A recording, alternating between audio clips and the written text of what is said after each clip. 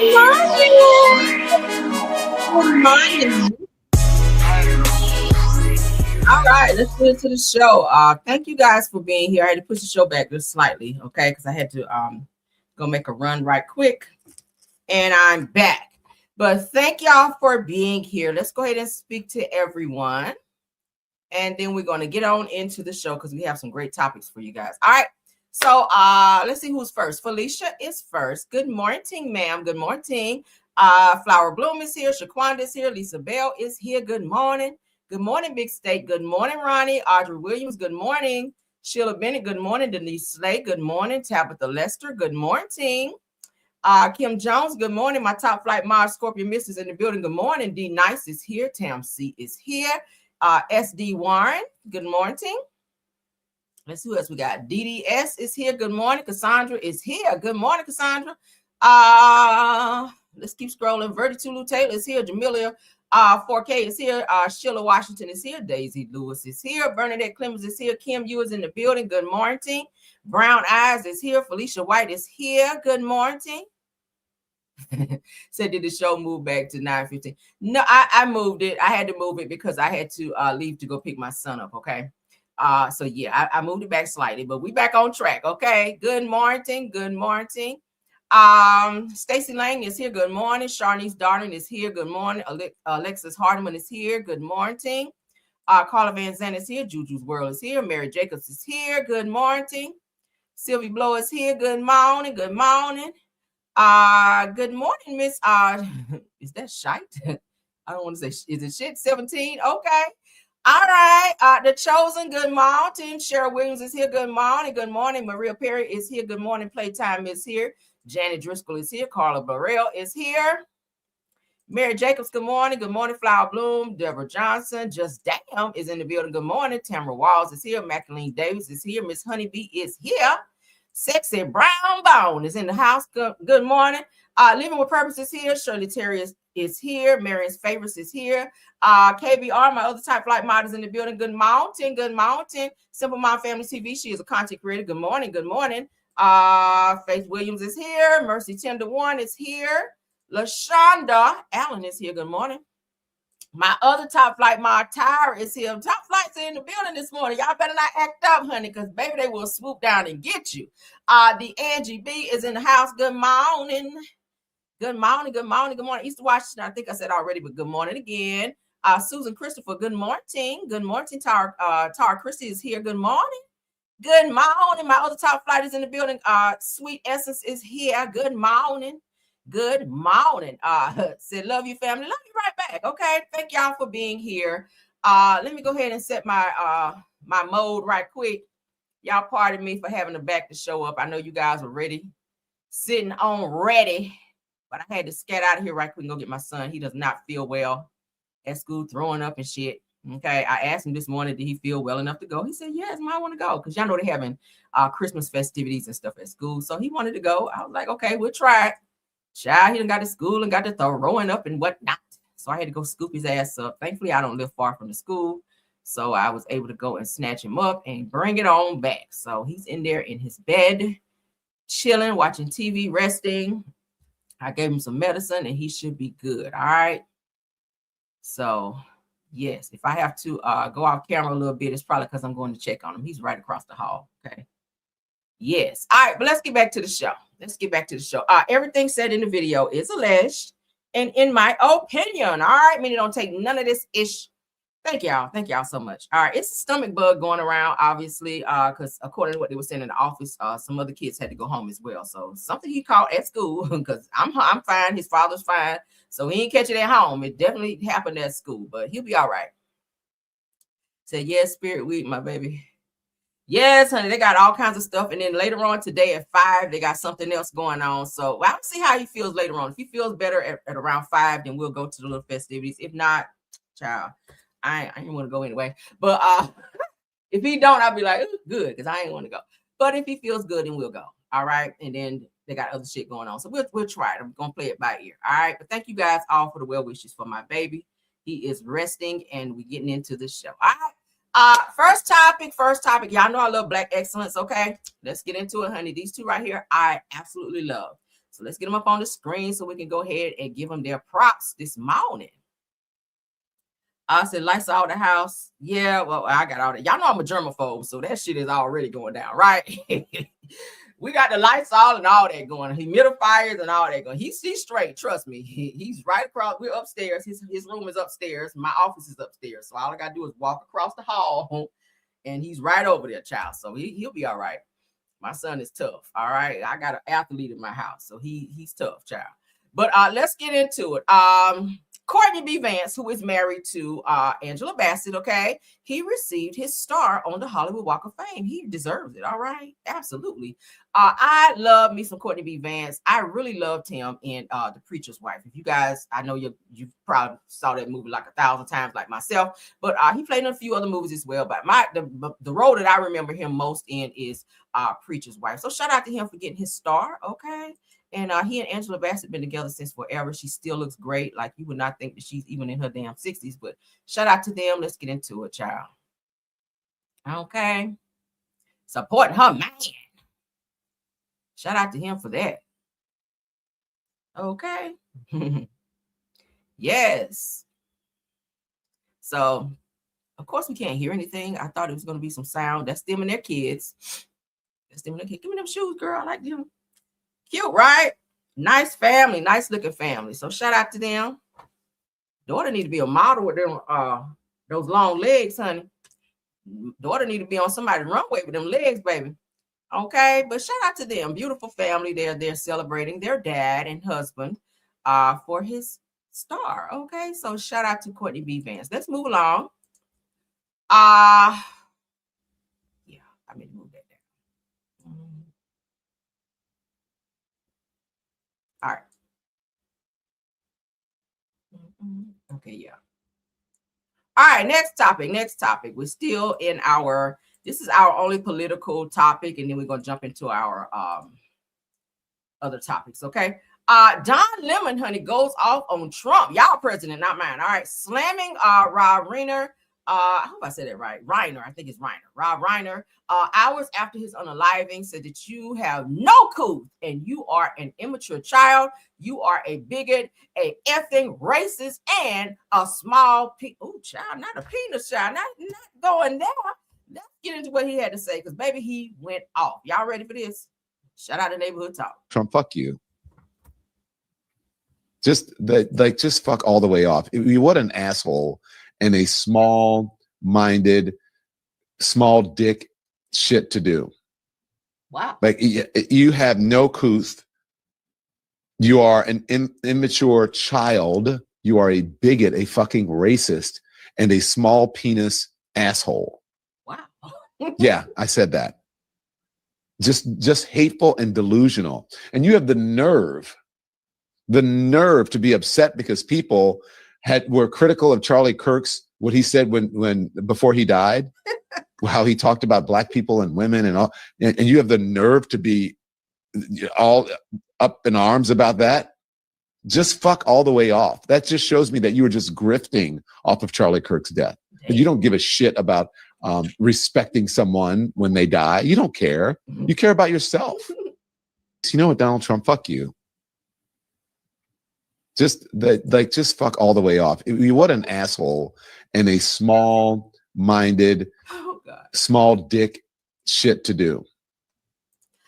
Don Lemon, thank you for cussing him out. I need you to cuss out Donald Trump like black people do. All right, fuck off. Like, that's how white people cuss, right? That's white people shit. We need you to, motherfucker. See, that's how you got to talk to Trump. You black. I need you to bring the black out. I was waiting for the black to come out. He's still in white mode, all right? That's white people talk. You got to get down gutter. You got to be a better cusser than that when you talking about Trump and the bullshit he be messing around in. You got to be like, motherfucker, you small dick. You got to be like that. Not fuck off like that. He ain't feeling that. You got to make him feel that. Like, you have no couth. You are an immature child. Okay.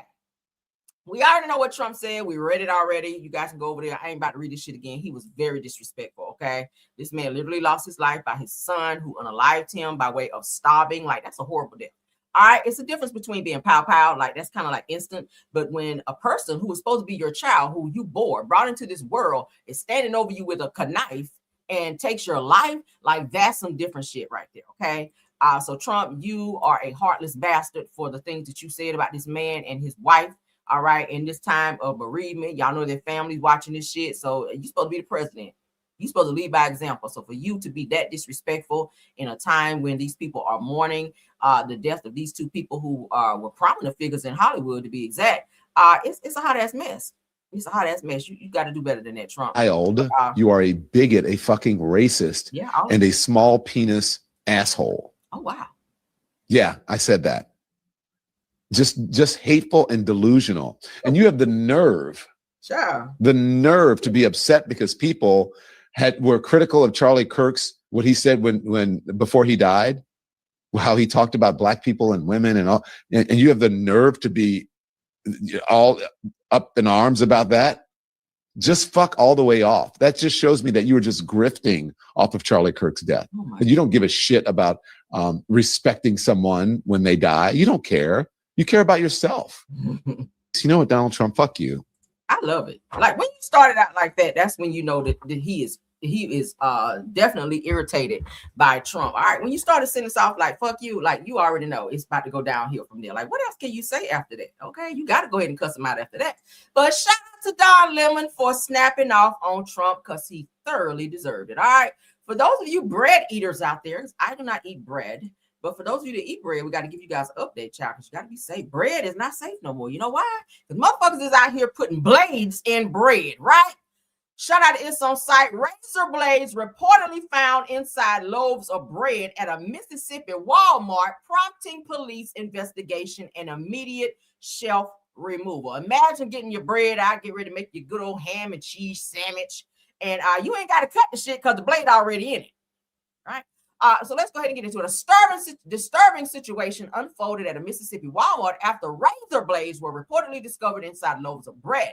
According to police, the incident appears to be isolated to that location, and Walmart says all potentially affected bread has been removed from shelves. How do you know that? How do you know that? Okay. It might be the loaf that you put back on the shelf that still has the damn blades up in it. Did y'all go through and press on all the bread and then put the shit back? I really don't want to know.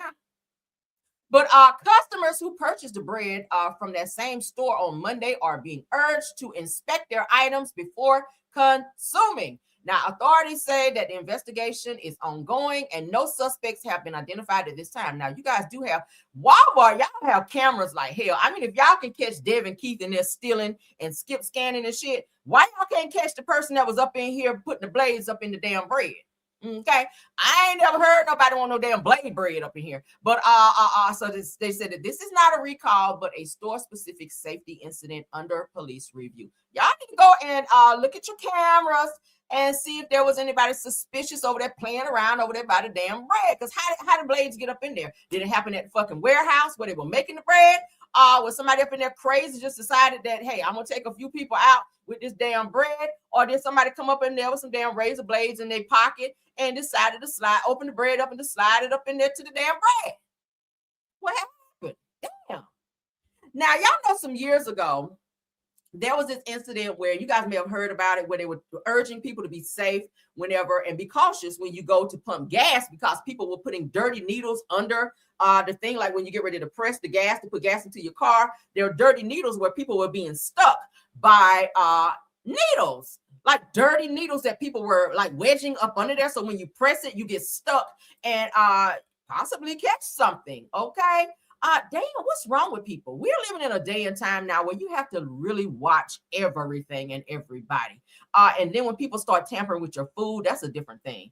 Like, you almost can't trust people. I don't trust a lot of people with my damn food, and it's almost not as safe to eat out as it used to be. Like, it's urging people to start eating at home, but you do have to go to the stores to get these things to make at home. So imagine getting a loaf of bread and taking it home and getting ready to eat it and finding out blades are in your damn bread. Like, this is some bullshit. But if you guys live in the Mississippi area, if you guys heard about this on your news, if you bought bread from this Walmart, definitely take precautions and check it out and see and take that shit back to the store. I wouldn't even try to eat it. because that's some hot ass mess. All right, get some bread from somewhere else. But whoever put that in there, y'all need to be locked the hell up, because that's some bullshit. Okay, like niggas can't even eat a sandwich around here no more because you putting shit in the bread. Damn. Moving right along. All right, this is a sad story. I know we have sad stories. Then we have, congratulatory moments as well. We have to mix it all up because we have a different type of people that watch us. Everybody don't like congratulatory stuff. Some people like the gory, crazy stories. So we gotta throw everything in there. Some people like political stuff. You're gonna get all of that over here on my channel. Okay. Let's go ahead and get into Fox 4 News, where it says a 14-year-old. Let's put my trigger up for this one, okay? This is, I don't want nobody trigger behind this. All right. Lord. I said trigger. All right. Okay, so let's get back to it. So a 14-year-old middle school student is accused of unaliving a soon-to-be father outside of a party, okay?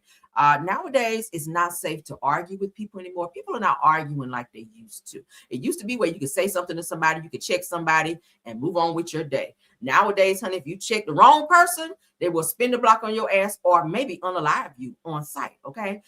So Lavon police say that a 14-year-old middle school student is wanted in the fatal powwowing of a 24-year-old man over the weekend, has been taken into custody in Dallas, ending in a multi-day search that prompted heightened security at several area schools. All right. Now, the suspect, whose name has not been released due to his age, was arrested without incident Monday evening, according to a news release from Lavon Police Department. Now, the victim's girlfriend, LaDerica Brownfield, who is 4 months pregnant, said that her unborn son will now grow up without the father. Let's get into this because this is sad. I want to say that I love Romeo. Like, Romeo was like 4 months pregnant, LaDerica Brownfield's son will never know his father.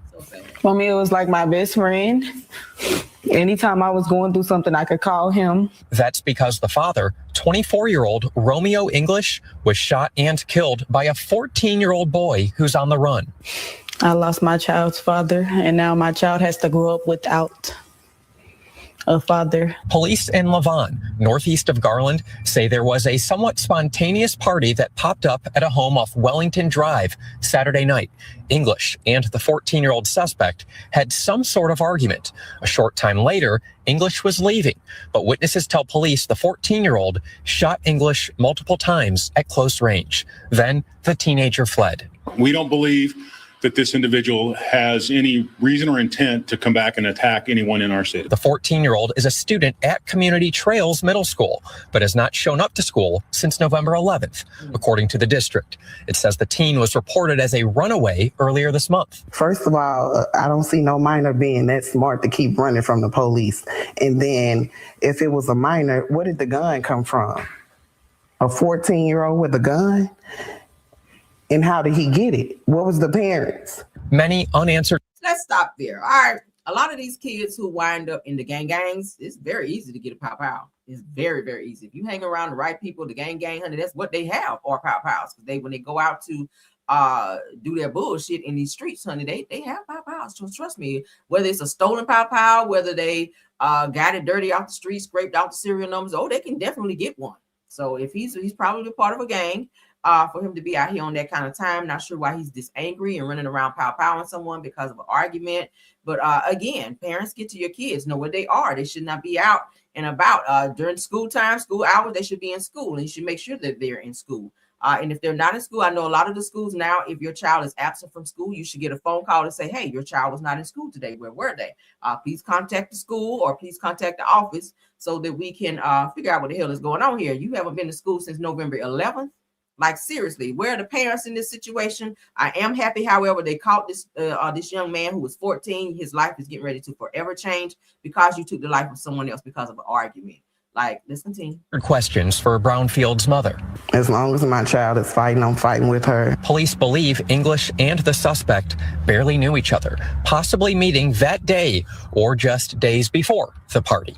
Romeo told me that he was going to be going with his homeboy. Brownfield says she had a bad feeling when English said goodbye to her earlier that day, the same day he decided upon a name. Earlier that morning, Romeo stated what he wanted his son's name to be. What was that name? Zakari Royale English. So I'm going to honor that for him. Just want to say that. That's so sad. Again, parents, let's step it up. Let's step it up. You should know where your children are at all times. You should know their location at all times. There should not be a moment where your child is roaming anywhere and have the possibility of taking somebody's life. This is a sad situation. Prayers up for his family. Moving on. All right.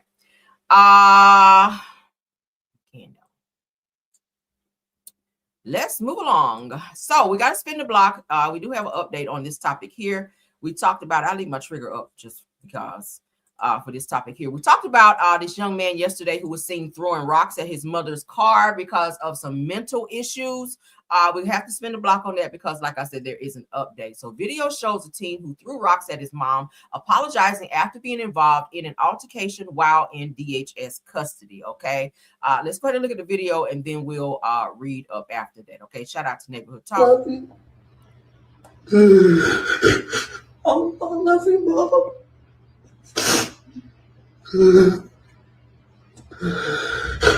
You was right. Y'all is the only family I got.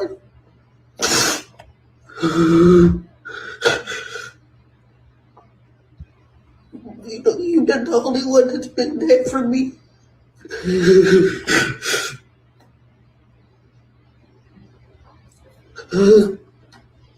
Oh, you tell the kids and me I said I love them.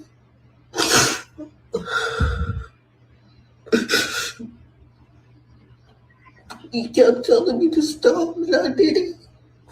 He kept telling me and I didn't listen.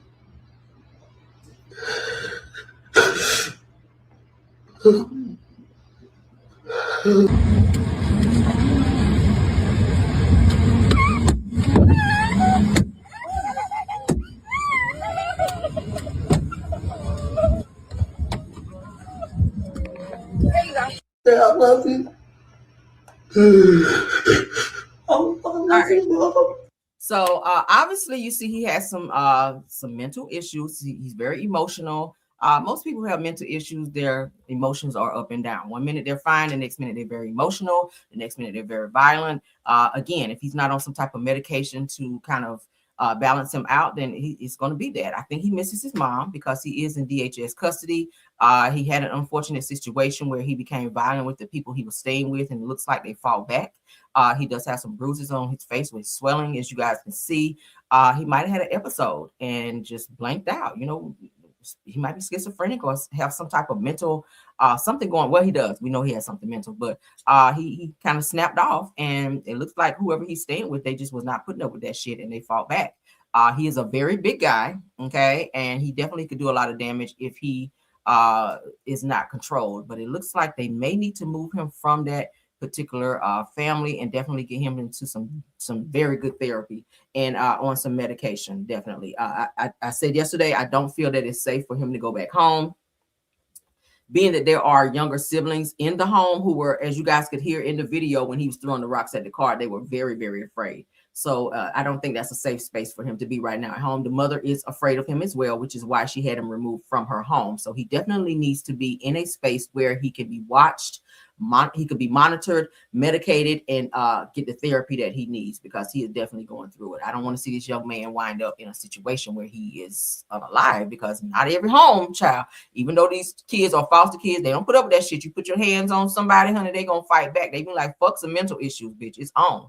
So not everybody gonna sit back and let you swing on them, even if you have issues. All right, but they said that there's a new update in the Oklahoma DHS case that had many people concerned. Now, a video that has now surfaced showing a 14-year-old Dakota, the teen at the center of the situation, speaking directly to his mother following the altercation that allegedly left him hospitalized. Now, in an emotional video, Dakota appears remorseful and takes accountability for his actions. So that he can be heard telling his mom, "You were right," and admitting that she repeatedly warned him to stop before things escalated. He said, "You kept telling me to stop and I didn't listen." He continues by saying that the teen also expressed how much his mother means to him, telling her, "You're the only family that I have." And in another moment that stood out to viewers, it said that Dakota asked her to tell the kids that I love them, okay, referencing his siblings that you guys heard in the video. The video has sparked many mixed reactions online, with some people saying that it adds more context to the situation, while others still believe that there are serious questions that need to be answered about what happened while he was in DHS custody. I mean, it's you can see it. It's transparent to see that the little boy beat up. It looks like he had an episode, and whoever his parents were in this foster home, looks like they fought him and probably punched him in the face and some more things. Prayers up. This is an unfortunate situation. He does not need to go to the home of his mother, and he definitely does not need to go back to the house in DHS custody where he was staying, because it does not appear that he's safe there either. Maybe juvenile hall for now, until they figure out what the hell is going on with him. That's probably what they need to put him in, like a juvenile hall, until they figure it out. But prayers up. This is a sad situation. He's young. He's what, 14? Yeah, 14. That's young. He's young. They can catch it in time. All right, let's get into the next topic. All right. This person here getting we haven't talked about her in quite some time, but she is being sued. All right.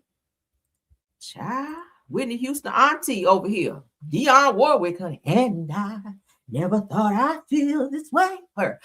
So Dionne Warwick, honey, is sued by a company that negotiated her walk-on by sample deal with Doja Cat. Okay, y'all know Doja Cat remade Dionne Warwick's song and sampled her song Walk On By. The song is hot too. I love it. That's one of my songs. Okay, bitch, I said what I said. Okay, yeah. So a rights management company has sued music legend Dionne Warwick, alleging that she's trying to back out of a long-standing agreement tied to the use of a classic song Walk On By, which was back in 1964 in Doja Cat's hit Paint the Town Red, okay, which was put out in 2023. The song was still hot. Doja Cat is hella talented. She's just crazy as hell. Now, the lawsuit filed by Artist Rights Enforcement Corporation claims that the firm negotiated a sample deal and has now represented Warwick on royalty matters for years, only to now be pushed aside. It says that the company says that Warwick is attempting to avoid paying the fees, honey, and she agrees that she agreed to under contract. Now, it said that in documents cited by Billboard's Artist Rights asserted that it supported Warwick for decades at great efforts and expense, and received a share of royalties in perpetuity as part of the partnership. Now, the complaint further states that after decades of service, that Ms. Warwick is now trying to evade paying artist rights hundreds of thousands, if not millions of dollars, and move that the company says violates the contract. Now, the company also claims that Warwick began increasingly expressing her desire to stop paying artist rights. Warwick has not yet publicly addressed the lawsuit. So it looks like they're coming at her for millions of dollars because of this song. Y'all know Walk On By was a huge hit back in the day. And of course, y'all know with the new artists now, everything is getting sampled now. All old music is definitely being recycled and sampled nowadays to keep it relevant. So in terms of them recycling this music and sampling this music, you do have to get contracts. You do have to reach out to these artists and make sure that you have permission to use this music, or that can be a huge lawsuit, and you will pay out a lot of money, especially if the song blows up to do well. Okay. Like really. So I really hope that she figures this out, because I don't know how much money she's sitting on. I know she had a lot of hits, but then again, you know, a lot of these artists are dying and broke. Like, I mean, look at Angie Stone, who had several hits. Okay. This woman died when they said she only had like $50,000-$60,000 in her bank account. And right before she died, she was talking about how the record company was robbing her blind and owed her millions of dollars. And very shortly after that, she died. So Dionne Warwick, baby, you might want to go ahead and, you know, do what you got to do with this damn contract, because they are not going to let up. This song was huge with Doja Cat when she remade it, and it was definitely huge back in the day. So go ahead and get these people their money, child, because they're not going to let up off you. All right. Shout out to you. That's a legend right there. Okay. We love Dionne. Let's get into the new Cardi and Offset. I woke up this morning. I got up, honey, to go and tinkle and looked at my phone. And baby, I said, I know you damn lying. Mariah the Scientist, I know the hell you did not say yes to marrying that damn gremlin. Young Thug. The hell you thinking? All right, let's get into this, child. Oh Lord, I've been fighting the air all morning about this shit. Now, she just did an interview the other day where she says that she wants to have a child, but she's not open to having a child until she is married. And coincidentally, Young Thug with his dragon looking ass then got up there on stage and proposed to her. It was very awkward. We're going to look at the video for those of you that have not had a chance to see it. Shout out to Live Bites. Let's go ahead and watch it, and then I'm going to do my commentary. I'm not happy about this at all because I feel like she can do better. She's a beautiful girl. She's very talented. She can work on the vocals a little bit. But at the end of the day, it gives me the feeling of Cardi and Offset back in the day. Like, this is the same shit he did with Cardi. He proposed to her on stage, and the shit went downhill. We saw how that turned out, right? Let's get into this bullshit. Lord God. So that's the ring he gave her. Beautiful ring, okay? Beautiful ring. So let's get into the engagement.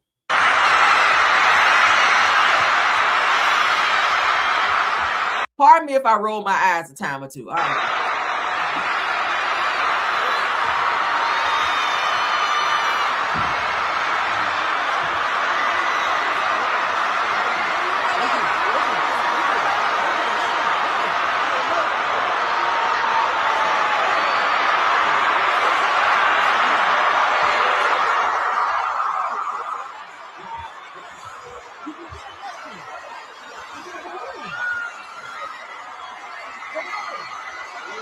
I'm gonna do it, girl. I'm gonna do it.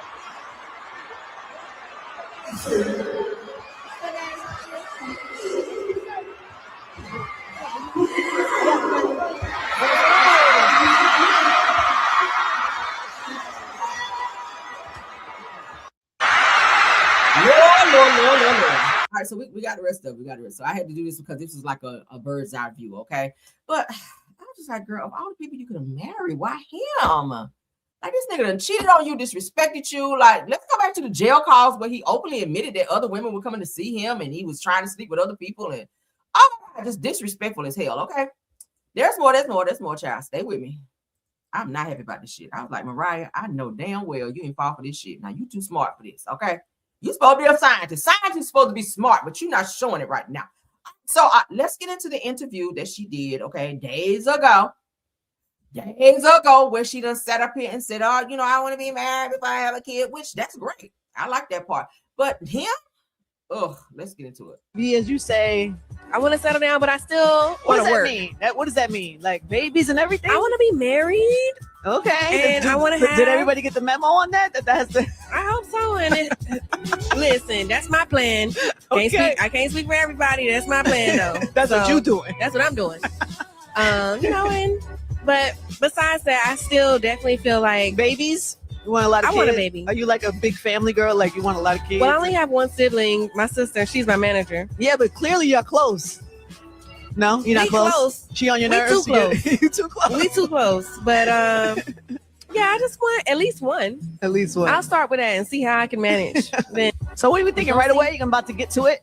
Like after after you leave here, go get to it?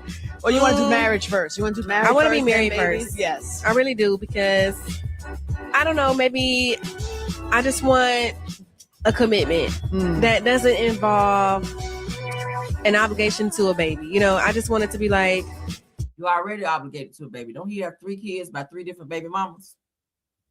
Hello? You already involved. Out of love, not out of responsibility. Yeah, I feel that. Yeah. I feel that. Yeah.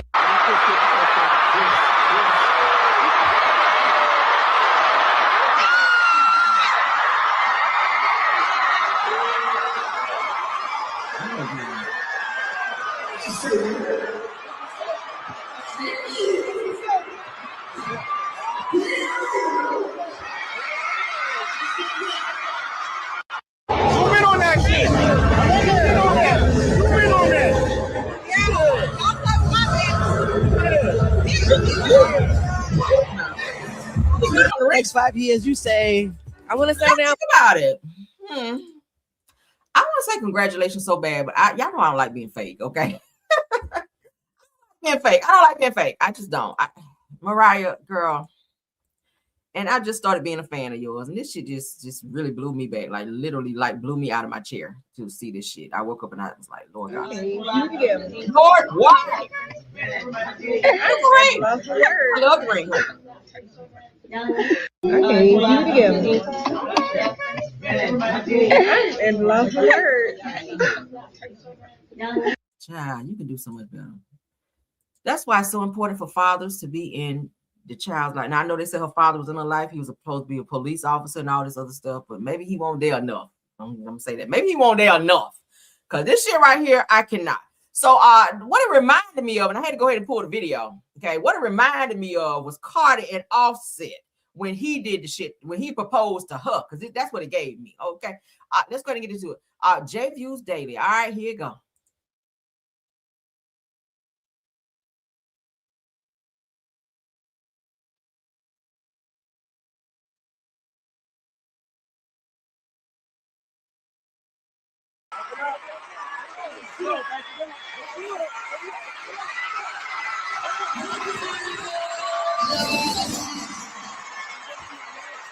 I'm sharing. Can y'all not see?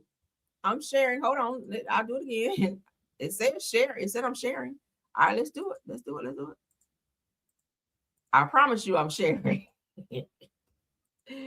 Oh, I promise y'all I'm sharing. All right, let's back it up so y'all can see it. All right. It says stop sharing, which means I'm sharing. All right, so let's go again.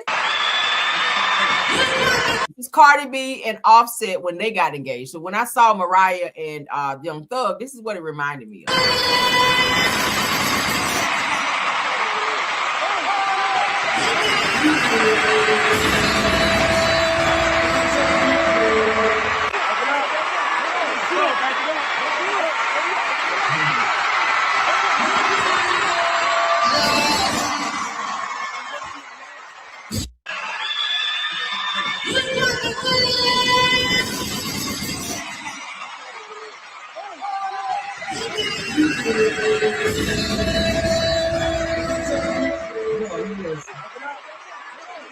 She hate that nigga now. You can't pay her to even think about him now. Damn. Mariah, prayers up, child. That's all I can say. Lord God. Bad decision. Moving right along. I just thought that was very strange that when she made that interview, and that was like a couple days ago, here he come busting out. Like, I felt like he knew he had to lock her down because I feel like he knew she was getting tired. Like, she's really been down for him for a very long time. Even while he was locked up, she was still going to this trial and all that. So she's a down-ass chick, but you down for the wrong person. That's all. I just really feel like she could do better. But sometimes people got to learn because I would listen. When I was young like that, I was young and dumb too. I like them thug ass niggas like that too. So I can't really be like, girl, you just so stupid. Because I have my stupid moments too. I ain't gonna hold you. I really did. But sometimes when you young and in love, you don't see things. And it takes you some growing up, and it takes you some time to be able to see things. And she's in the moment right now. He done gave her this huge ring and proposed her in front of everybody. So she's flying high right now, honey. She's not even really seeing what she needs to see, but she'll see it. Okay. Sometimes you just got to step back and let a person just hit the wall. I had to hit a few walls before I woke up and was like, damn, real, what were you thinking? But she'll get it. Okay. Moving right along. So grand jury hit 77-year-old North Carolina preacher, honey, with child sex and kidnapping charges that dates back to the 90s. All right. This is the old Diddy right here. Let's go ahead and get into him. Shout out to the North Carolina beat. Okay. You said same real. I mean, that's just how it be. You be young and dumb, child. I've been young and dumb a few times. All right, so let's get into it. A longtime church leader was criminally charged in a child sex case that prosecutors say traces back to 30 years, child. Damn. All right, let me put this up. Hold on. My trigger one up. Child. This pastor here. Didn't I tell y'all the other day about pastors? He looked like he crazy too. All right. Said the law enforcement officials confirmed that James Watford, honey, a 77-year-old Powersville man, was taken into custody today following a grand jury indictment tied to allegations dating far back as 1995. Now, Watford, honey, is accused of committing multiple crimes, involving a minor, including felony statutory sex offenses involving a child between 13 and 15 years old. Lord, first degree kidnapping, indecent liberties with a child. In total, the indictment includes 8 felony counts. Damn. So Bertie County Sheriff Tyrone Ruffin states that Watford, honey, which is the pastor, formerly led New Roundtree Temple Church of God in Christ, Lord, but stepped down from his pastoral role after the investigation came to light. Of course, Mhm. Now, authorities say that detectives began digging into the allegations in June, ultimately presenting the case to a grand jury, which returned a true bill. Watford is currently being held without bond and is expected to appear in court on Wednesday. Right? You low down dirty dog, you. You need to be under the damn jail. You know damn better what the hell you doing with kids that's supposed to be the age of your grandkids. 77-year-old nasty bastard. Oh, I had to get that out of me. Y'all know I don't like pedos, honey. That shit right there, listen, that don't make no damn sense. But shout out to the cops for doing what they need to do and locking his ass up. All right. It's always doing. Didn't I tell y'all them pastors? Them pastors be doing the fucking most. All right. Girl, this is why I'm over here at Bedside Baptist. I ain't got time for that.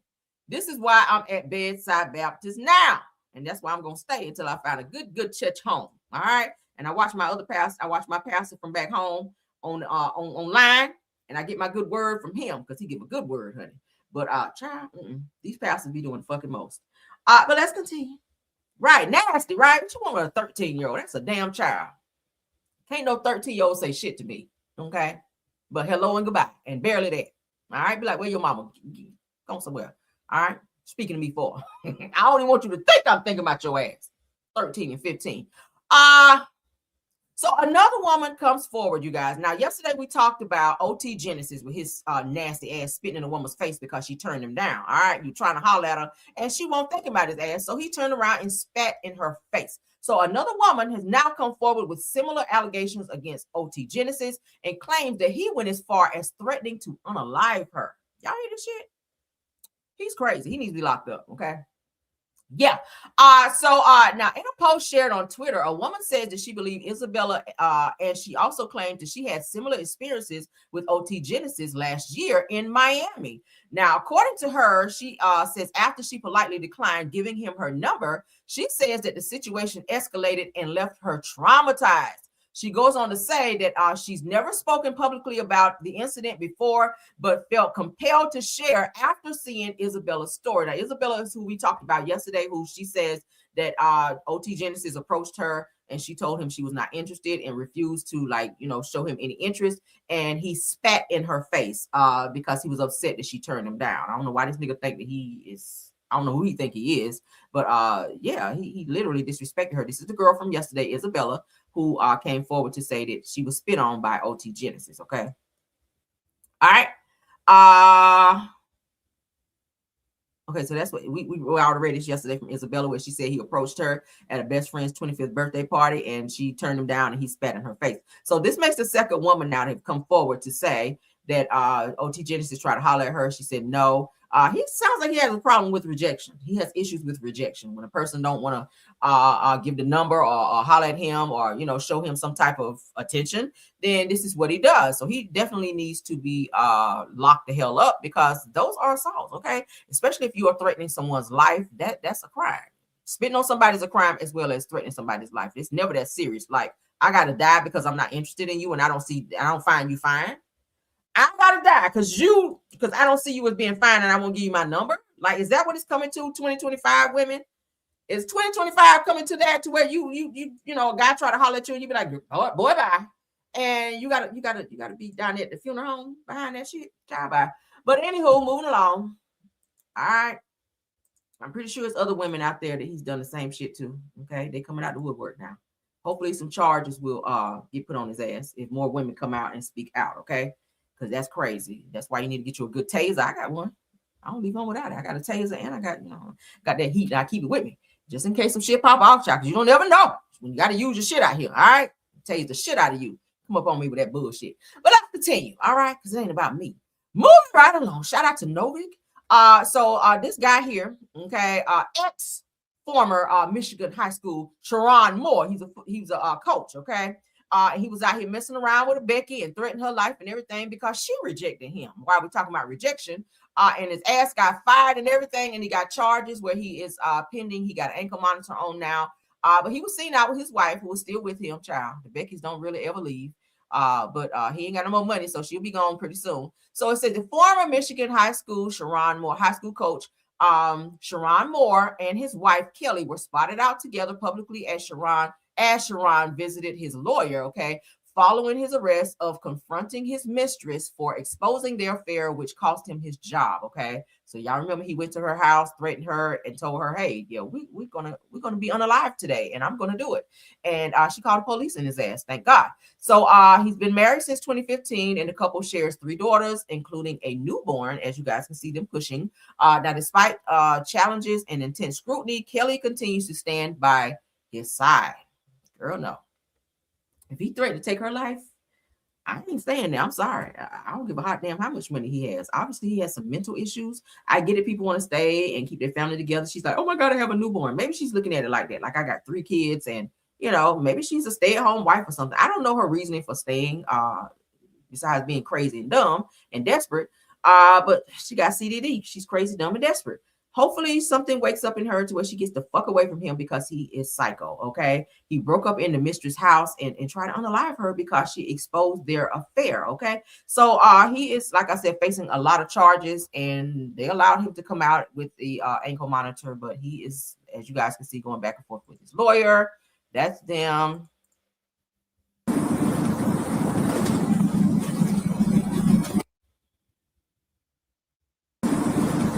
Why does the mistress kind of favor the wife? Now that I'm looking at it, the mistress kind of favor the wife. She should just stay with the wife. I mean, or maybe the mistress was doing, because you know the mistress always be doing some extra nasty, freaky shit. Like Ariane was over there eating ass. I know Mel won't doing that, but you know, usually side chicks be doing extra stuff that the wife don't do. You know, be over there deep throating and shit. Let me stop, child. For you two be like, bitch, I done told you. All right, y'all know the side pieces always go the extra mile because they be trying to keep the man, right? Y'all know they do, child. Ariane's over there, child, with a good old spoon and fork with a, you know, like this over there eating ass at Martell's house. Why Martell was tooted up like this with a knife and fork, like on Thanksgiving, child. Let me stop. Oh, Lord. Girl, you had to be real hungry to be back there because Martell don't look like he washed good. Okay. Farting all in your damn face and shit. But if you like it, girl, I guess I have to love it because I ain't going back there. Right? Faith said she about to throw up. Girl, me too. Okay. Girl, no wonder your braces were green, girl. No wonder. Martell gave you gangrene of the braces, and he made you wear them hoes for 20 years, girl. Go figure. I'm trying, y'all. I'm trying. All right, so back corporate. So hi. So shout out to Hollywood Unlocked. Krishan is doing something that she should have already done a long time ago. So I think she's got the message that Blueface is not checking for her anymore. Also, I hear that Blueface has a baby on the way. So maybe that was the one thing that made her realize that he don't want her no more. So y'all know since he's been out of jail that Krishan has been trying to be back with Blueface, but she's gone to get laser removal to remove Blueface's face from her face. Y'all know she had a tattoo, as you guys can see here at the top left here, where she has his face tattooed on her face. I'm still gagging as to why she did this shit. Like that's some dedication. I ain't never been that stupid. Okay. Women don't be getting a man's name on you, but damn sure don't get his face on the side of your face. Like she too pretty for this shit. But so Krishan Rock speaks on emotional laser remover of Blueface's tattoo. She said, my heart is broken. Okay. Bro, my heart is broken, bro. Okay, y'all know she always say that. Letting it go release so much trauma that I've been carrying, child. Okay, girl. Let's get into it. All right, so Krishan says that removing the tattoo from my face was a huge accomplishment for me. I didn't realize how emotionally attached that I was until today, girl. Now, letting it go release so much trauma that I've been carrying. Now, it feels like I closed a chapter and chose healing. Thank you, Yahweh. Okay, here she goes, saved again, child. All right, so let's get into what she had to say. How do you feel? Like I accomplished something. But how long this burns? Hey, it'll go away. Let me give you an ice pack. Don't put the ice pack directly on it. Just put it over the gauze, okay? Okay. Your skin look really good. Whenever you get a tattoo, you have All to right, be so let's careful get what you're back applying to to, she right? actually got the laser treatment. We'll go back to you. Ready?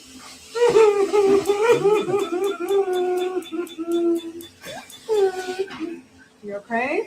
Yes, I'm okay. You're good. The half of it's almost gone. No, do the big one. I am doing the big one. It burns. I know. It burns. Breathe in.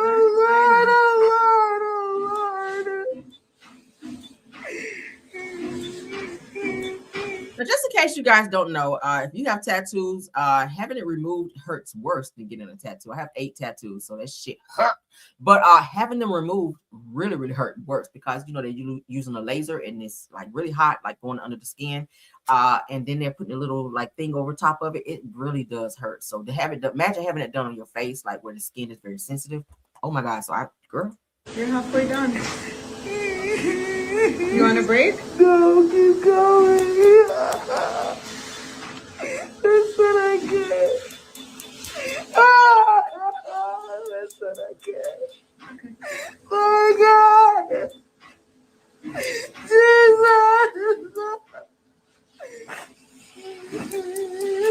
I'm sorry, Lord. Oh God. yo, Ready? Look, half of it's almost Damn, done. it's all wow. You guys are good. Please. I did it again. he took off nothing but the afro. Somebody half of his about gone. His whole face is still there. You ain't took off nothing but the afro up there. Breathe. Ready? You're way stronger than you think. Lord Jesus. You're doing great. This is it again. Jesus, I'm sorry. Oh my God. Hey, Sean, you're doing great, girl. You're almost done. Oh, Jesus. Jesus. Oh, no. Oh Lord, I know that hurt. Take a breather, okay? No, get it off of me, please. It's halfway there. We're almost done. You're stronger than you think. You ready? Now the only reason she's doing this, you guys, is because Blueface made it very clear that he don't want her. She sees that he's really moving on with his life and he's really serious about never ever coming back to her. She was really sure that he was coming back once he got out of jail, but now she's going ahead and taking it off to document, hey, I'm really done with Blueface. And I still don't feel like she's done with him. I feel like she's just removing this as a means to show him like, yeah, I removed this, like I'm cutting ties, but I don't feel like she's completely done with him. But shout out to her for taking this shit off her face because I don't think she should have put it on there anyway. But Yes, ma'am. You want them without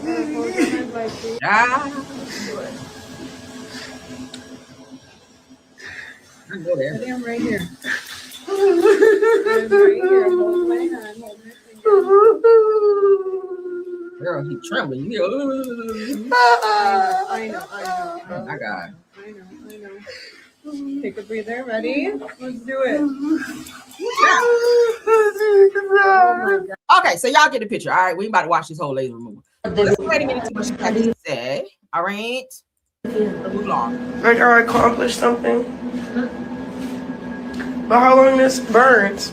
Hey, it'll go away. Let me give you an ice pack. Don't put the ice pack directly on it. Just put it over the cause, okay? Okay. It's on her house to treat the wound. Miss Two-Face is Yeah, I'm gonna be honest. I didn't know how. It wasn't painful. It was really my heart. It wasn't painful. Girl was already crying. What was all that shit? You were really saying ouch, ouch, ouch. Ouch! Like I really have to get it because my heart is broken. Lies. Laser removal hurt like hell, especially on your damn face the way your teeth was over there. She's such a liar. But the result says it's good. It's like baby now. Look at the name. Oh, thank you. You have one? Girl. But the result says. Anywho, so she's removed Blueface face from her face. Okay, a mess. All right, so Tia Kemp is arguing with this other social media influencer named Peach McIntyre. Okay, they've been arguing for quite some time now, for a couple of days. I was not going to entertain it, but I think it's funny as hell. So I said, look, I'm going to go ahead and get in on the mess as well. So let's go ahead and get into a little haha. Then we're going to move along. Y'all know Tia Kemp and how her mouth is. I put up my trigger warning just in case, y'all, because y'all know Tia Kemp, you don't never know what's going to fly out of her mouth. But she's been arguing with this social media influencer, Peach McIntyre, and she has a very crazy mouth too. But Yunti has a message for Peach McIntyre. Let's get into it, y'all. Project. welfare recipient, food stamp fraud, Medicaid baby having ass bitch. Because first of all, ho, your mentality is so far and beneath me, bitch. By above you, ho. You had to look up to me to copy me. All you known for is being Rick Ross' baby mama. Hello, hi, I'm Tia, the mother of Rick Ross's son. And clapping them funky ass booty cheeks. Oh, it stank. You old thotty hag. I would have never laid up and had 9 children from now nigga on this planet. Oh, instead you had 3 little bastards. One little bastard has a rich daddy that don't give a fuck about you or it. He didn't even make it to his high school graduation. Y'all know where we at right now. You know he wasn't coming, man. Yeah, keep laughing to keep from crying, whole bad doing ass bitch, bad baby daddy choosing asshole. Rich or motherfucking poor. That's a poor mentality, pussy hoe. Yo. Oh, I'm finna eat you alive. Let me take a shower right quick. I'll be back. So they've been going back and forth for quite some time now. Tia Kemp will say something and do a video, and then this Peach McIntyre chick will come back, and they just going back and forth, back and forth, back and forth. It's been going on now for about 2 days now. I saw online. I was like, do I want to entertain it? Because their mouths are very, very bad. But I said I'll do this little compilation so you guys can see the rhetoric between the two of them, because, baby, they are a hot-ass mess. Tia Kemp knew that Rick Ross won't shit, and he still ain't. And at the end of the day, look how she came up, though. Tia Kemp done came up. Okay, she got her teeth fixed. She looks great. So shout out to her for that. But this Peach McIntyre, like, y'all let this shit go. This is so stupid. Is it entertaining? Yes. But y'all two grown-ass women online, like, cussing each other out, calling each other hoes. Like, where does this stop? Like, what's the end game to this? For real. What is the end game, right? Moving right along. So DJ Academic says that he filed a restraining order against Mano. Y'all know who Mano is. We talked about him yesterday, who was going back and forth with 50 Cent and is ready to send him to jail. Now, you need to be going to jail too, DJ Academics, because I heard that you was out here being inappropriate and may have R-worded somebody. So why you talking about somebody going to jail? So you try to initiate something on somebody else and your ass might be going. That's what the people say. This woman came out and said that she was at somebody's house and she woke up and you was pulling up your pants and she was violated. Okay. I'm just saying, the woman said that she woke up where she feel like somebody put something in her drink. She woke up, you were in the room pulling your pants up, fixing your clothes, and she realized that she was violated. So while you trying to get Mano sent to jail, your ass might be going right along with him. So, but let's get into it. You know what he had to say? Shout out to Ball Alert. I'm filing charges. I can't wait. Chat, there's no honor in getting your ass beat like this. Matter of fact, I ain't gonna lie to you. I could tell, nigga, I've already applied for a restraining order on Mano. Because Mano one of them, like, tax stone crash out niggas. I already got a restraining order on him already. Yup. Mano will run up on you and put them hands on you, too. So you better go ahead and tell him to expedite that restraining order, because he about to be on your ass. Mano see me and he try to run down. I'm sending Mano to jail. Yup. We're not doing this in the club. What the fuck? I ain't go to the club to work out. I'm filing charges. You better hurry up. I'm filing charges. I can't wait. All right, so DJ Academic said he is taking that he is escalating his beef with Mano to a legal level. You better, because Mano will jump on you, and he got hands too. I've seen the videos online where Mano is crazy.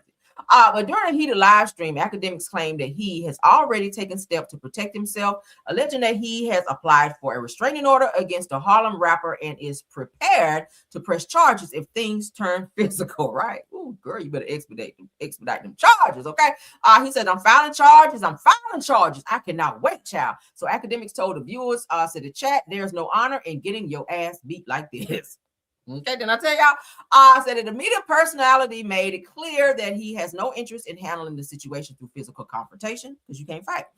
Said it's saying that he believes the conflict has moved beyond the internet banner. But see, this is the thing. DJ Academic would sit down in his dark basement and talk all types of shit about people and not realize that at some point in time, you're going to see them in person. See, it's supposed to be the same energy in person than like in the basement. If you talk shit in the basement, when you come out of the basement and you see them in the streets out there, you got to have that same energy. You can't be scared and holler for the popos and running out and talking about I'm filing a restraining order. That's not how it works. Okay. If you hood and gutter in the basement, you got to be hood gutter when you see them in the streets. That's just how it goes. I despise a moist ass, scary ass nigga. Like, nigga, go fight. You talking shit in the basement, that means you want to fight. You already know Mano. You know Mano is going to get on your ass when he see you. He's going to probably slap the shit out of you first to let you know he's not playing with you. Mush you in the damn forehead. Okay? Y'all know how it works. It's a build-up, right? It's levels to it. It's levels to ass whoopings, okay? But he says, matter of fact, see, he's still going. I ain't going to lie to you. I've already applied for a restraining order on Mano, okay? Because Mano is one of them, like, what is that? Taxstone crash out type of niggas. And if you know that, why are you still talking shit? Okay. So academics doubled down on his stance, insisting that if Mano were to approach him in public, that he would immediately involve law enforcement. But they got to get there first, right? See, that's the thing with people. When you're talking shit, make sure you already go ahead and call 911 so that the police can at least be on the way. You can't be like, if Mano run up on you and you're out and about, like, the police got to get there. Meanwhile, your ass is getting beat in the process, right? So by the time they get there, I mean, what you going to do, even if you do get a restraining order, you're going to throw the paper at him and say, look, right here says you can't touch me. Most of them hood niggas do not give a fuck about no restraining order. I'm just saying. But you online now bragging about you getting one, just go and get one. You don't need to announce it. When they find him, they will give it to him and let him know you cannot come within so many feet of him. But it's like you flexing now. You feel like you protected now because you got this piece of paper that says somebody can't touch you when they don't give a fuck about it. I'm just saying. Child. So the rant appeared to be fueled by an ongoing war of words between academics and the Let's Rap About It podcast host, which we know is Mano, which initially sparked after academics made jokes about fabulous fashion and was later roasted by Mano in response. And you can't talk about nobody's fashion, okay? No. So Mano responded to DJ Academic's legal threats by reposting his clip and continuing to troll the media personality. That means he don't care. Oh my God, this is funny. So they're saying that the beef does not appear to be dying down anytime soon, with both parties refusing to wave the white flag. If you guys want to read up more on that, you can. But he sounds like he's scared. He's trying to sound like he's, but he's really scared. You can just tell in his voice. Chat, there's no honor in getting your ass beat like this. Matter of fact, I ain't gonna lie to you. I could tell, nigga, I've already applied for a restraining order on Mano. Why are you stuttering though? Because Mano one of them like Taxstone crash out niggas. I already got a restraining order on him already. Yes. Yep. Mano see me and he try to run down. I'm sending Mano to jail. Yep. Yeah. We're not doing this in the club. What the fuck? I ain't go to the club to work out. Oh well. You better have your good Nikes on, because if Mano run up on your ass, he gonna rain down on you. Okay. I'm talking about them fists. It's that way, child, and stuck. It's called up and stuck. Okay. Moving along. Oh Lord, I hope somebody get that on video too, because I'm gonna show it right here on my show. Because I do not like DJ Academics at all, and not that I promote violence in any way all the time, but I'll definitely need to see the video on that. All right, Mano, make sure you have a video videographer around when this shit go down. All right, moving right along. Say he is drunk off that Hennessy, has him going. Child, you better have no Henny in his system when Mano run up on him, because he gonna need all his marbles, child. Okay, his marbles gonna be ding. All your sonic horns gonna be ding, ding, ding. Okay, when Mano run up on your ass. Moving right along. So shout out to the Jasmine brand. Diddy done found himself in some more trouble along with Odell Beckham with his fine ass. Ain't he fine? But you out here assaulting women, so you ain't fine no more. Okay, I take my fine back from you. And from Diddy. Diddy ain't never been fine anyway. All right, but a lawsuit accusing Diddy and NFL wide receiver Odell Beckham Jr. of sexual assault was dismissed Tuesday after a federal judge ruled the plaintiffs repeatedly failed to move the case forward. All right, now according to Courthouse News, it said the U.S. District Rita Lynn threw out the civil lawsuit, citing failure to prosecute after multiple missed deadlines. Now, the court has warned plaintiffs several times that the case would be dismissed under Rule 41B, but said if they continue to miss the required deadlines, according to the judge. Now, plaintiff Ashley Parham and two Doe plaintiffs never filed proof that any defendants had been served Even after the court granted several extensions, now the plaintiffs were also unable to retain new legal counsel after their attorneys withdrew in late September. Now, the barrier to obtaining counsel, therefore, does not appear to be the plaintiff's capacity to seek counsel, but the willingness of counsel to be retained in the matter, okay, according to the judge. Now, said that there is no indication that the barrier is likely to be resolved. The lawsuit accused Diddy and Beckham Jr. and others of assault tied to a 2018 incident. Allegations, all defendants have been denied, okay? You know what? Now that I think about it, y'all remember that there's a video floating around with Odell Beckham and what's the little boy named, child? Where he was in the club. Y'all know what I'm talking about? Justin Bieber. Where Justin Bieber was in the club, like going downtown on Odell Beckham. It's a whole video out there. Go Google it. It's on YouTube as well. Okay.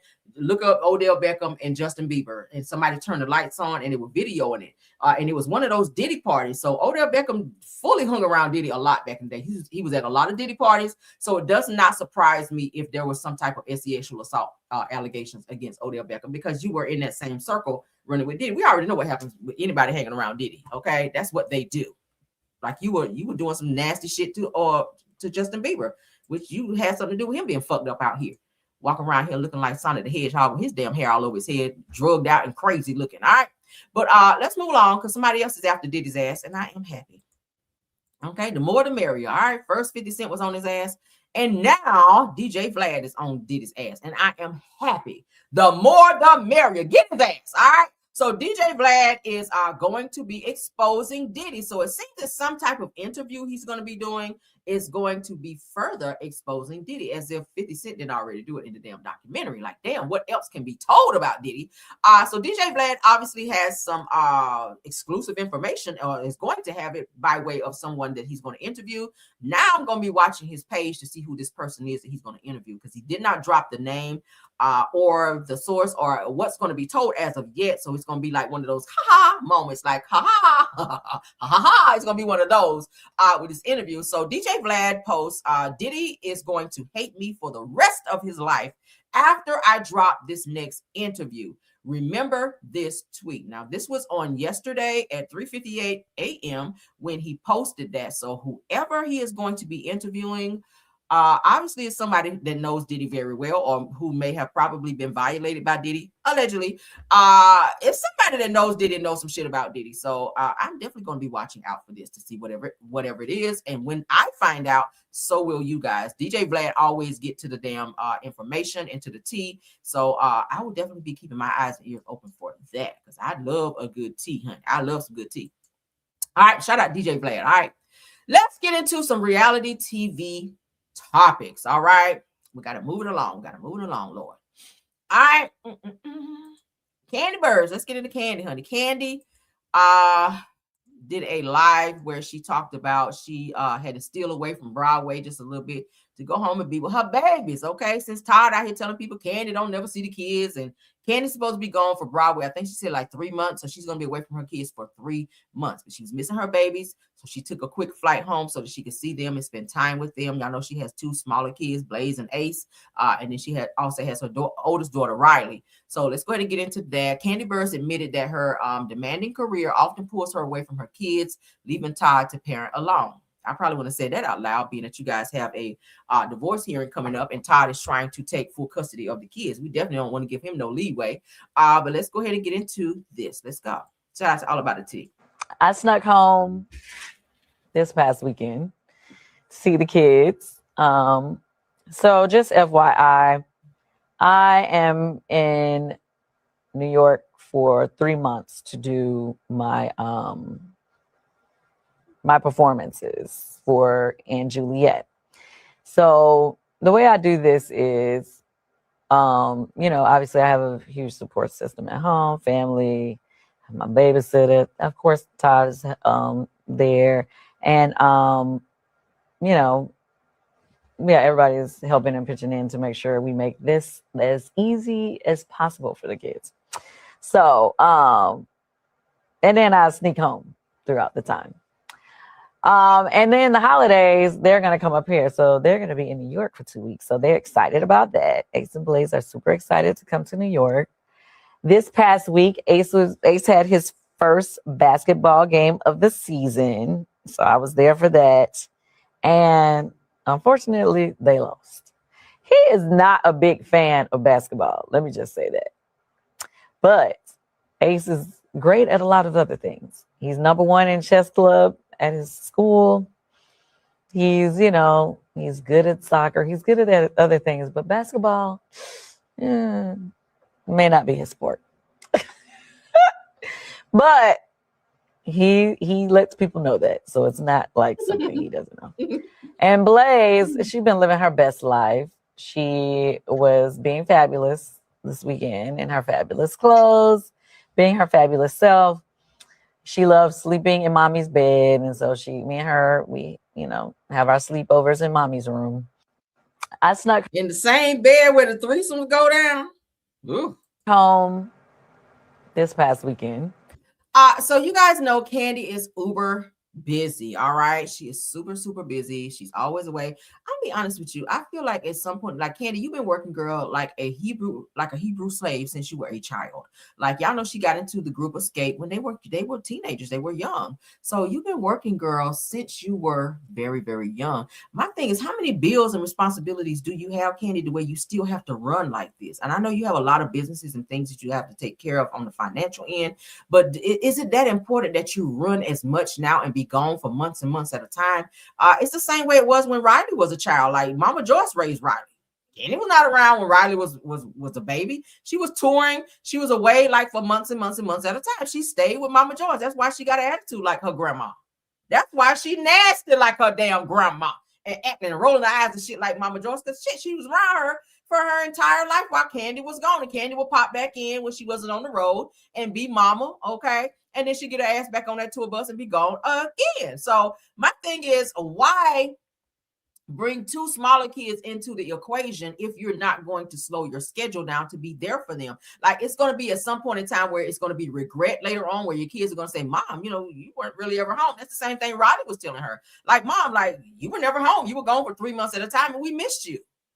Sometimes kids act out because they miss their parents. Yes, it's great to have them there for 2 weeks, but sometimes, especially with kids, they want you to be home. They want mom to be home, make them a nice dinner, help them with homework, just lay on the couch and watch a good movie. Like kids, they love that type of stuff. I enjoy doing that with my son. So I cannot imagine being gone for 2 or 3 months at a time and not being around my child. Like that would be a lot. Even if I have someone that's trusted to watch them, their father or a nanny or somebody else, I want to raise my own damn kids. I just feel like, Candy, you are worth 30 million love. I don't feel like you should be gone that much with these kids. I just don't. And not to say that she can't work. Like you can still work. If you guys are going on tour a little bit, yeah. And maybe take the kids with you. I think you have enough money to where you can have an on-site tutor where they can come with you and be with you. The kids need to be around you more. Like Todd, you're giving Todd a leg up in this damn divorce in terms of him being able to say, hey, she's not here for 3 months at a time. I'm with the kids. Like she's gone. So I feel like it's fitting and proper that the kids are around me more. I just need to go ahead and get the kids. Like, what do y'all think? I think she needs to slow it down a bit. I get it, honey. Go tour if y'all have a tour. But some of these jobs you take, like this Broadway shit, like fuck that. Like, stay home with your kids. Riley has a lot of regret. I feel like she didn't fully respect Candy like she should have because she has that, that underlining regret of her mom not being there. Like her father really wasn't there for her, and then Candy really wasn't there as a stable mom, even though she made sure that Riley was okay financially and had all the things she needed financially. That's not enough. Kids like to feel the presence of their parents, and unfortunately Candy's job takes her away from her family. But my thing is, why settle down, get married, and have kids if you're still going to run like you did when you were single? That's probably one of the things, and I'm not blaming Candy for her marriage falling apart. But if you're not there with your husband to, have that family dynamic, then it kind of opens the door for other things and other people to come in. If Todd is sitting at home like, damn, Candy gone for 3 months, like I miss my wife. Maybe he will step out and cheat. And I'm not saying that's right, and I'm not making excuses for him doing it because that's fucked up if he is. But you got to understand family, especially when you're asking him, okay, let's have a daughter, then let's turn around and have this other child when you already have Riley. Even Riley wasn't happy to have other siblings. But I mean, they're here now, beautiful kids. These kids need their mom at home. I think Candy should definitely dial back on being gone so much. 3 months is a long fucking time. Like a week is a long time.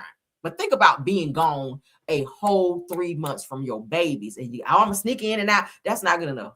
I feel like she's regretting being gone. She's sitting around thinking like, damn, I hate being gone from my kids like this. I know she loves her kids, but I think Kandi has a love for her money as well. Kandi, maybe she don't want to be broke. Maybe she just has a lot of financial shit that she's, I know she's taking care of Mama Joyce, and who else is she probably taking care of in the family? I don't know. But at some point in time, you got to reel this shit in and be there for those kids, because you don't want them growing up and saying, Mama, you was never home for me, I just really think she should do that. You got 30 million in the bank, baby. Dial that shit back. If you got to cut back on some of the shit that you have, like, do so. And for the sake of being home and being a present parent for your children. Because Ty gonna snatch them damn kids up and have full custody and mess around, and you're gonna fuck around and really have to be on the road, because you're gonna have to pay him $30,000 or $40,000 a fucking month for child support for these damn kids that you wanted to have. You wanted a family.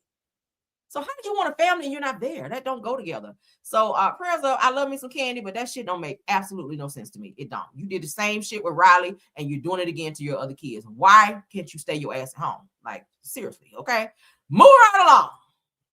And I know some people not going to agree with me on that. And, that's her job. Yeah, it is her job. But you're a mother now. You chose to be married. You can't leave your husband for 3 months at a time and leave your kids like that and expect for everything to be okay when you get back home. That shit ain't going to work out. I would never leave my husband for 3 months. Fuck that. Okay? We're going to roll for 3 months. He got to come with me because the penis is with him. I need it with me. Shit. But anyway, move right on. Let's get to our next topic. This right here had me dying laughing. Dustin Ross is a fool, okay? I did not know that. I knew Dustin was kind of funny, but I did not know that Dustin was this damn funny. Let's get into this. Y'all know he and Carlos King, they're doing the whole Messy Monday. So they are talking about the struggles and the values of success. Let's get into that. Shout out to Housewives from Housewife. Let's go. It could happen on his own, but everybody doesn't have to learn things the hard way. There are some people who simply need to be given guidelines, and they will be successful. Everybody don't have to struggle to understand the value of things or to understand why hard work is essential to success. Everybody don't have to learn it the hard way. So yeah, he's spoiled. Simone and them got a lot of money, you know what I'm saying? And they're able to do for their sons. And it just really is what it is. And I love seeing it on television. I love seeing this Black family having that conversation on TV as opposed to very different ones that we've seen multiple times over. Of course, he got a new car. Michael appears to be Simone's favorite child. You know what I'm saying? They appear to have a very unique bond. He was all on Watch What Happens Live this weekend with her. They homies. Michael and Dr. Simone are homies. They cool. They get along. She likes his brand. That's the damn problem now. You can't be homies with your kids versus putting your foot down or maybe put one up his ass, because he is very fucking disrespectful to Simone. And Simone, with all due respect, honey, I love you down, but you do not make your kids respect you. I think you cuss at them and you allow them to cuss at you as well. That never, okay? You're in a Black household. What Black household allow their kids to cuss back at them? Not mine, girl. But you fussed and did all that screaming and hollering. I said it yesterday. You screamed and hollered and carried on about paying for his tuition and all of this, and him getting a new car. Why do you need a new car? Just got you a new Jeep, whatever. I don't know how long ago, but she still turned around and bought him a Tesla. She still turned around and bought him a Tesla, upgraded his car, and she gonna pay for that damn tuition too. Watch. The bullshit. He likes hers. I watched. They did an Instagram live. I think it was last night after the show or whatever. Yes. And they was going back and forth a little bit, but you know how it ended. Michael was like, "Hey, we gonna end this. Come on, let's get off this shit, y'all." And Simone and Cecil started laughing. They cool. Make it happen on his own. Never ever would I say some mess like that in front of my mama. Let's get off this shit. I'll be like, excuse me. All right, let's move on. That's the problem. I feel like Simone they need to. But then again, you train your kids how to respect you, honey. If you allow your kids to cuss in your presence, that's it. That's just how it's gonna be. But you can't sit up here and scream and holler and carry on about what you're not gonna do, and then turn around and do it. Like, where are the boundaries? He know as soon as mama calm down, she gonna go get that car. As soon as mama calm down, she gonna go on down there and cut that check for that damn tuition. That's why he was like, he got up from the table like, okay, mom, I'm about to go. Because he already knew once she calmed down, I'm gonna get this damn car. And I'm damn sure gonna get this tuition paid. All right. He ain't gonna get no damn job. But you raising fuck niggas. I said it yesterday, but let's get into it. Shout out again to Housewives from a Housewife. This right here is getting ready to have y'all cracking up where Dustin is getting ready to go in on Simone. Let's go. Oop, hold on. Dr. Simone Whitmore is one of the best cussers on the face of the earth. Simone is literally a natural born cusser. That's why her teeth do like that. She was born to say, fuck you, motherfucker, who in the fuck gives a fuck about me working my goddamn ass to the bone? That Simone was literally born with a mouth made for cussing motherfuckers out like that. And I love seeing her do it. Shout out to Dr. Simone. Now, that is her. Here's the thing that people are missing about that scene or overlooking, and all the discourse I've seen surrounding it, whether or not you agree with Simone, you agree with, stop laughing at me, Carlos. But I like it too. Secondly, oh my God. Dr. Simone Whitmore is one of the best cussers on the face of the earth. Simone is literally a natural born cusser. That's why her teeth do like that. She was born to say, fuck you, motherfucker, who in the fuck gives a fuck about me working my goddamn ass to the bone? That Simone was literally born with a mouth made for cussing motherfuckers out like that. And I love seeing her do it. Shout out to Dr. Simone. Now, here's the thing that people are missing about that scene or overlooking, and all the discourse I've seen surrounding it, whether or not you agree with Simone, you agree with, stop laughing at me, Carlos.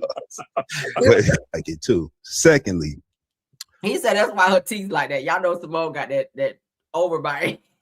That's why she's a good cusser because of them teeth. Dr. Simone Whitmore is one of the best cussers on the face of the earth. Simone is literally a natural born cusser. That's why her teeth do like that. She was born to say, fuck you, motherfucker, who in the fuck gives a fuck about me working my goddamn ass to the bone? That Simone was. Yo.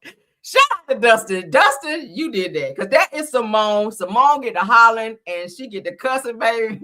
But why you got to talk about her teeth? Like, y'all know Simone. I was like, okay, Simone, now you got a coin. And you out here buying Tesla's, girl. Go ahead and get that Invisalign and pull them teeth back, baby. She just don't give a damn. But you nailed that. You definitely nailed that with Simone, okay? All right, so let's continue. Let's continue. Yeah, I don't care about that one. All right, so Claudia, honey, Claudia is ready to go on back to Real Housewives of Atlanta. Now, you just said what? We just talked about her yesterday, talking about Nene wanting to be back on the network. Why are you trying to come back? You didn't want Nene to come back so you could be back. Let's talk about Claudia, child. Claudia Jordan. Dustin is crazy. That had me rolling. Oh, my God. Dustin got me crying. That is so funny. Damn. All right, so shout out to Jasmine Brand. So Claudia Jordan is saying that she is open to returning to Real Housewives of Atlanta now that she knows the game. Would y'all want to see Claudia back on Real Housewives of Atlanta, or y'all think she's been gone too long? I'll be honest with you. I would like to see Nene back on before Claudia. If they bring Claudia, okay, but you got to bring Nene back first. Nene has to come back first, and then maybe Claudia. Now, I ain't going to hold you. The two of them on set together was definitely a nice kiki, okay? The way Claudia was reading Nene, the way Nene was clapping back, like that was good TV. I ain't gonna hold you. That was some good TV. Claudia Jordan have some good clapbacks, and so does Nene. So to see the two of them in that era, I was like, yes, God. So, but if they bring somebody back, Nene definitely has to come back first, and then Claudia, if they bring you back as a friend of in that type of capacity, I'll take it, okay? Because I do like Claudia. But let's get into it. They said, speaking with Hollywood Live, Claudia candidly addressed whether she considered returning to the Real Housewives of Atlanta after her brief run on the series. Now, at first, I was like, hell no, this is what she's saying. But now she's like, yeah, girl, I would definitely love to come back. She said that now that I know the game, she said that I was very trusting. And now I know the game. Girl, you don't trust nobody on there because they waiting to have something on your ass. So the media personality of the actress also revealed which former Bravo castmates that she still keeps in touch with, saying, she said, I talk to Cynthia Bailey all the time. I talk to Kenya Moore sometimes. She says, Candy Burst and I just exchanged some text messages a little while ago. She said Demetria McKinney, y'all remember her? Used to be on the show that was with Roger Bob. Y'all remember? She said that's pretty much that. Claudia also joined Real Housewives of Atlanta, as you guys remember, back in 2014 for season 7. They said that while she hasn't returned as a full-time cast member since, that she has made guest appearances in season 8 and 13. Beyond her media work, it said that fans also can catch Claudia on Deal or No Deal Island, which premieres February 26th on NBC. All right, Claudia stays booked and busy, though. She's always doing something. So shout out to Claudia. All right, she's doing her damn thing. But if I would like to see her back on the show, but not before they bring back Nene. Okay, definitely not. But shout out to Claudia. Move right on. All right. Let's get into some Kenya Moore news since we just mentioned her in Claudia Jordan's post. All right. Kenya Moore is still talking about the bullshit she's dealing with her raggedy ass now ex-husband Mark Daly, who I feel like was totally Kenya's karma. And I don't care how nobody feel about it. I know I got a lot of fans of Kenya in my chat, but I'm telling y'all right now, I feel that Mark Daly, right here on my screen, was Kenya's karma for all the bullshit that Kenya used to do. Kenya was a very nasty individual. She calmed down a lot after she had her baby. Okay, she did. But I feel like that this nigga on my screen right now, Mark Daly, was definitely Kenya's karma. Okay, for all the shit that she's done to people. I used to be like, oh God, why is she so evil? But child, when Mark Daly came into her life, girl, I said, oh, thank you, Jesus, for her karma. But let's get into what Kenya Moore is sharing about Mark, okay? Because Mark is a whole bitch ass nigga out here. So Kenya Moore, shout out to Braxton Family Values fan page. So Kenya Moore opened up about her tumultuous divorce from Mark Daly, sharing the harsh realities that many women face in relationships. Now, she revealed that her divorce lasted 7 years because Mark continuously refused to sign. The divorce lasted longer than the marriage. Like, what the hell? Making repeated demands, and at one point even tried to take her house, a property that she worked hard to earn, on her own. Y'all remember that, right? He was saying, well, I'm not signing the papers unless I get half ownership of the home. King was like, bitch, get the out of here. Like, no, she bought that house prior to even knowing him. So let's continue. So Kenya explained that Mark went against her publicly knowing during their separation, but later sought her privately, when he ran into financial difficulties. So see, he was acting all and talking shit about her and embarrassing her in public. But then when your money ran low and you ain't have nowhere to go, it was, we have a child together, right? Let me stay with you and let's try to work this thing out and be back. So he was trying to get back together with her because he didn't have nowhere to stay. So whole time, y'all know the whole time that they were married, in the very brief time that they were married, he never wanted to live with her in Atlanta. He wanted to stay in New York where his other baby mamas were. And it was alleged that he was living with one of his baby mamas because each time Kenya went to New York to take their baby to go and visit with him, she always had to go to a hotel versus staying with him. And they were married. So she never stayed with him in New York. She stayed in a hotel. He would then come to the hotel to visit with Kenya and their daughter. Okay. I don't know why Kenya was putting up with that bullshit, but yeah. So let's continue. It says that now he allegedly attempts to use their daughter, Brooklyn, to reconnect with her despite lacking a stable job or a permanent place to stay. So he moved his ass because he lost everything. His, he had the Soho restaurants. He had 2 of them. He lost both of those. He had a lot of tax issues and stuff, which he already paid off a few of his tax liens. Now he's back in more not legal, but more financial trouble. So he finally moved to Atlanta thinking he was going to move with Kenya. And she was like, no. Okay. So I'm not sure where he's staying, but she says he doesn't have a stable place to stay at the time. Now they said that through it all, Kenya stood her ground, refusing to play games or compromise her peace. She emphasized that the marriage is no longer the ultimate goal for women. Well, that's for you, girl. You can't speak on everybody. Encouraging them to love, uplift, and prioritize themselves because nobody can love you the way you love yourself. Yeah, we always say self-love is the best love. But I feel like Kenya was at the point in her life where she was ready to be married. And I feel like this was a business situation between the 2 of them. Mark wanted stability and he wanted his tax liens paid off. Kenya wanted to have a baby. So the 2 of them came together. I feel like had an agreement. I always said that I felt that everything leading up to them getting married, where they got married, the fact that y'all kept it this hush-hush situation. When most people get married, you want to tell the world, like, oh my God, I'm married. That's a celebratory moment. But she was very secretive about this situation. And then we started seeing things about Mark having financial problems and liens and Kenya paying him off. I was like, oh, I get it. That's a business situation. So now that they're divorced, they are divorced now. He was giving her hell in terms of not signing the papers because he was trying to come up off of Kenya. He knew who she was. He knew she had money. He'd been to her house. He saw her driving a Bentley. So he knew exactly what Kenya was sitting on. And he used that to his advantage. But I mean, I think that was a hard lesson for Kenya. And I do feel that Mark Daly was definitely her karma. What y'all think about that? Moving right along. Y'all can put in there.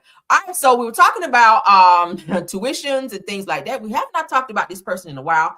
I love me some Mariah Hook. Nobody can make me hate Mariah from Married to Medicine. Hell, I would love to see her back on the show. But Mariah has made it very much so known she does not wish to be back on Married to Medicine because her check is bigger than everybody that's on there fussing and fighting, child. Mariah can sit at home and she is still executive producing and everything else for Married to Medicine, and she ain't thinking about hopping her ass back on there. So she like, yeah, y'all go fight. I'm still getting a check, and it's more than yours. So shout out to Mariah Hook.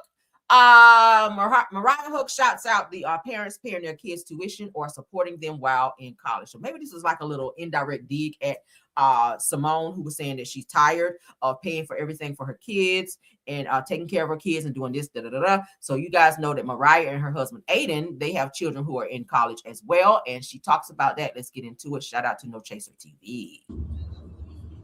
What's up, y'all? He looks great. What's up this Tuesday afternoon? I What's love up? What y'all up to? Say hey, Aiden. Hey. This sound like a real depressed hey. Hey. Yeah. We've been so sorry. We've been so excited about both the kids coming home for a break, right? So they both are here. You know, Lauren kind of pop in since she's just right over at Spelman, but she doesn't come a whole lot. But anyway, and Ethan got in the day before yesterday, and lo and behold, they get in, and yesterday we were so excited about them being there. And that goddamn tuition times 2 dropped. We depressed as hell over here. Aiden said, yep. My God, I'm not complaining. We are so proud of them. It's a blessing to be able to do it. But baby, it still don't feel too great when you have to do it. Man. Hey, what's up, Huck? Not nice. Wait a minute, not nice.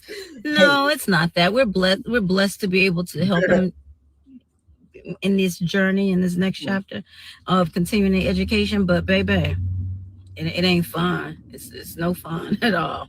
It's not fun. It really kind of cramp your style a little bit. You know, we used to being out the country or something. But, you know, we grown, got to prioritize and put education first. So cheers to all the parents who are paying tuition or supporting kids in college. You know, just supporting them is a lot of work too. That is definitely a truth. Yeah, it is. It's definitely a truth. It's definitely a truth. Y'all have a good day. Like Mariah. Nobody can make me hate Mariah, never ever. I loved her on the show. I hated that they kind of booted her off and was treating her the way that they were treating her. But it kind of worked out in her favor because, like I said, she still executive produces the show. She actually brought Married to Medicine. She's the creator of Married to Medicine, okay? But they didn't want the girl on here because Mariah was pressure on the show. Mariah was putting people's business out there and no one can handle Dr. Heavenly like Mariah, okay? No one. When she said, oh, Dr. Dat, don't make me pull the receipts on Dr. Dat. No one could handle Heavenly like that. Y'all saw Heavenly's face whenever Mariah said that, honey, and she walked sashayed off, honey. Even Heavenly sat there like, oh, shit. Like, let me shut up, okay? But they said Married to Medicine's creator, honey. Okay, get into it. And executive producer, okay? Mariah Hook gives props to parents taking care of their children. I feel like that's an indirect dig, though, at Simone. I still feel like that. As both of their children's bills hit at the same time, she says, okay? Her husband, Aiden, which y'all know is a doctor, he's very stressed about that because she said, hey, we use a traveling child and going different places, but sometimes you got to dial it back and put your kids first as related to trying to help them get an education out there, okay? But shout out to Mariah. We haven't talked about her in quite some time over here, so I wanted to share that. So you guys be like, oh, that's Mariah. Okay. But that's my last topic for the day. I hope you guys enjoyed the show. I gotta go so I can check on my baby. He is knocked out sleep, which lets me know he don't feel good. But thank y'all so much for joining the show. We're gonna get out of here. All right, let me check on him. Let me get some work done, etc., etc. I will see you guys later for our midday pop-in, okay? You guys keep your notifications on. Please don't forget to like the video, share the video, subscribe to the channel if you've not done so that you guys will be up on all current news that I know you guys can use. All right, let's go ahead and do my thank yous to my top flight mods. Thank you, Truth TV Podcast. Thank you, Tyra, KBR, Sweet Esther, Scorpion Miss, and Rose Armstead. Thank you guys so much. That Kawhi was jealous of Mariah and was. Thank you so much to my content creators who stopped by here. My usuals, Dear Retard, Black Women in the Building, Jonetta Speaks, Simple Mind Family TV, Miss Dee Dee, JCD Creation, Shay P. Thank you so much, Queen Speaks TV, Shay Renee, if you're in the building as well. Schoolboy, if you stop by, thanks as well. Moms, can you let me know if I missed anyone before we get out of here? Let me know. But we go ahead and rock out of here. You guys don't forget to check out my other page, Rails World. Okay. I uploaded a video on there last night. Please go over there and tap the like on that one for me if you can. All right. Love you guys. Let's get out of here until the next video. Bye.